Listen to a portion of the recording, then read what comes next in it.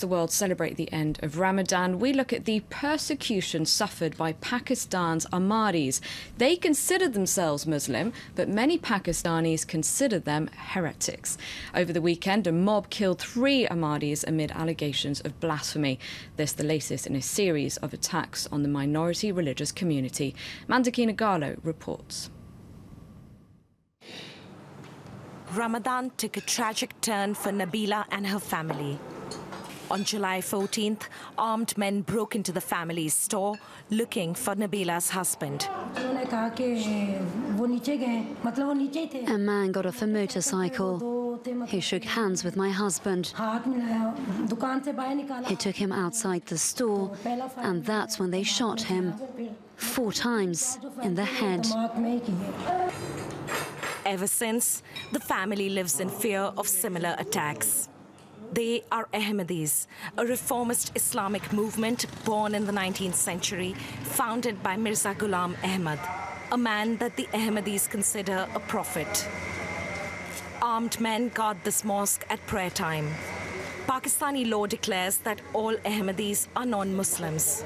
For an Ahmadi to proclaim otherwise would invite a charge of blasphemy, a crime punishable by death.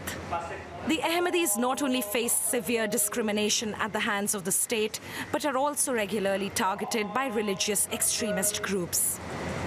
Nabila's husband is buried in a cemetery in Rabwah, a town where 95% of the population are Ahmadis.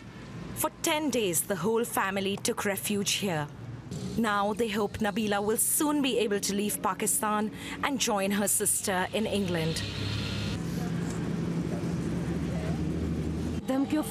He was threatened for almost a year. Then he received a death threat phone call just 2 days before he was killed. I have no one here, just my father-in-law, and he's very old. There is no future in Pakistan for my children. We're really not safe here. In the last 30 years, over 200 Ahmadis have been killed. Perpetrators are rarely brought to justice. Some groups openly call for violence against the community.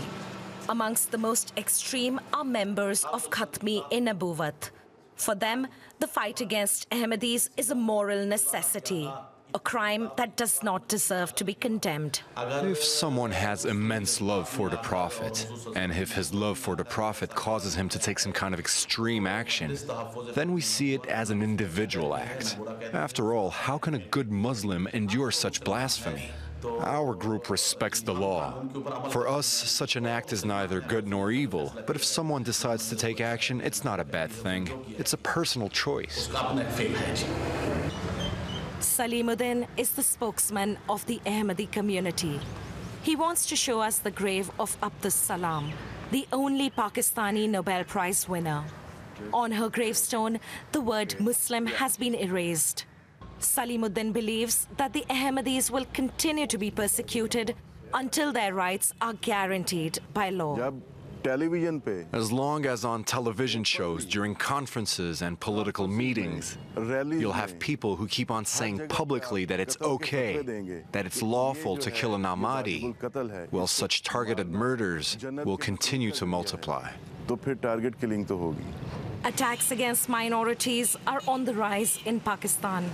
In 2014 alone, over a dozen Ahmadis were murdered. That's it for Focus, and that's it from me for now. Do stay tuned to France24.